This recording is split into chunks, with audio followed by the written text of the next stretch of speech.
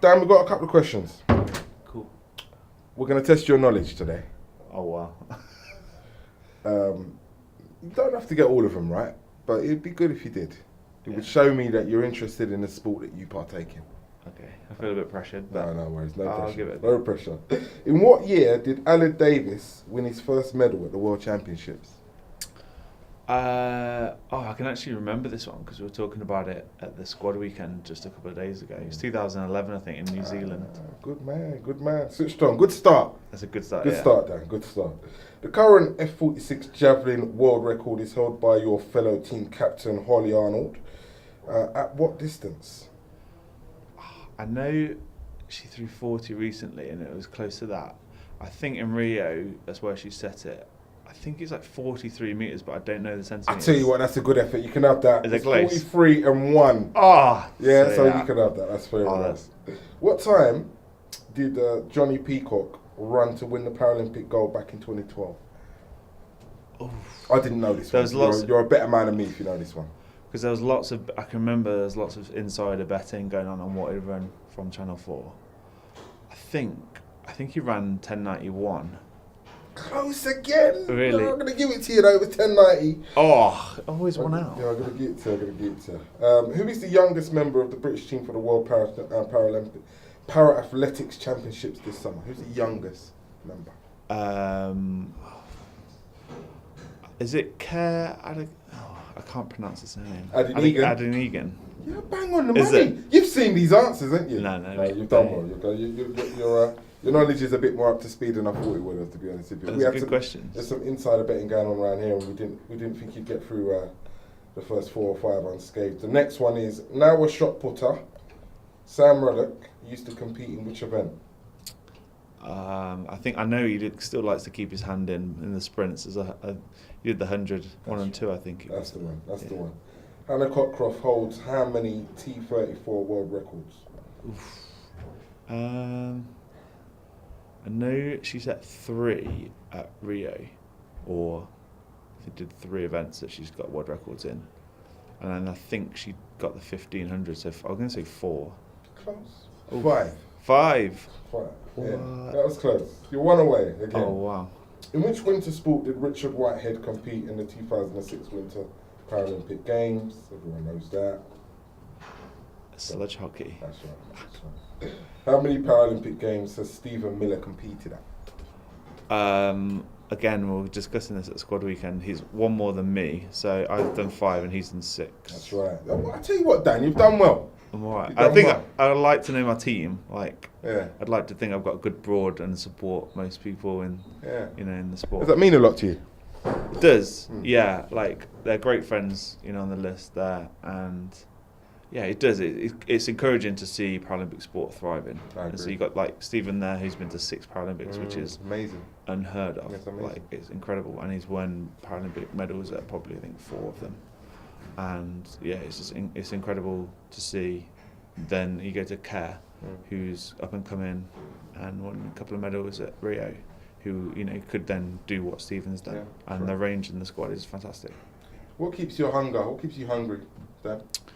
Hungry, apart from the diet I'm on, it would definitely be the fear of losing.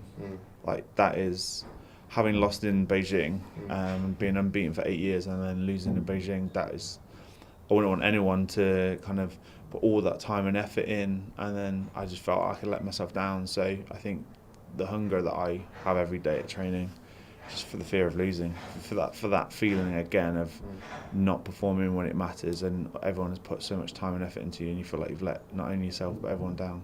Physically, it's easy to know the steps and recognise the steps to repair yourself.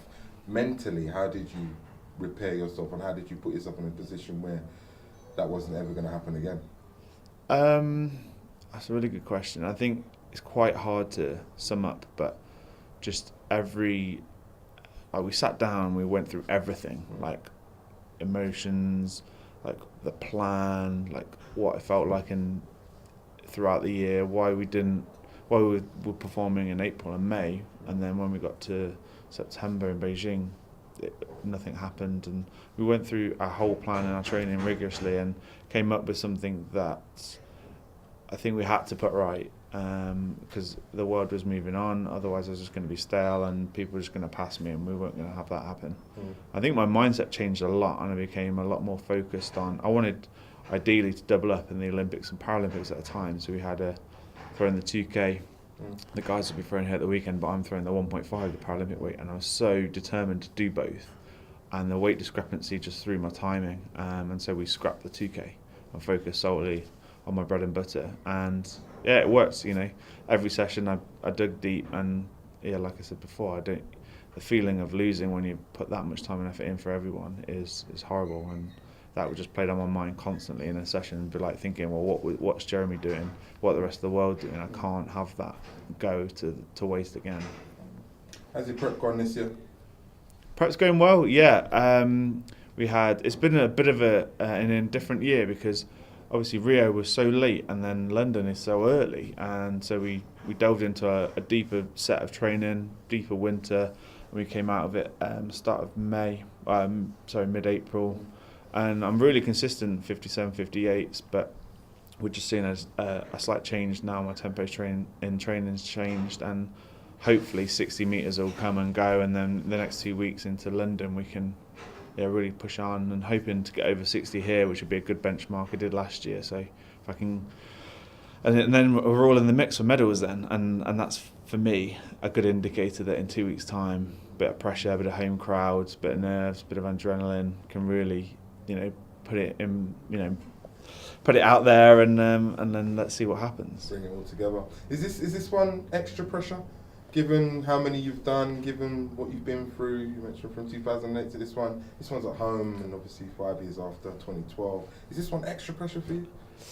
No, I don't feel it's pressure. I think I see it as an opportunity, and I get so excited by the fact that my mates are ringing me up and going, "Oh, I've got tickets," and it's like 2012 all over again. I mean, we had 35 friends and family members come down, luckily, in the ballot to get 2012 tickets, which is great.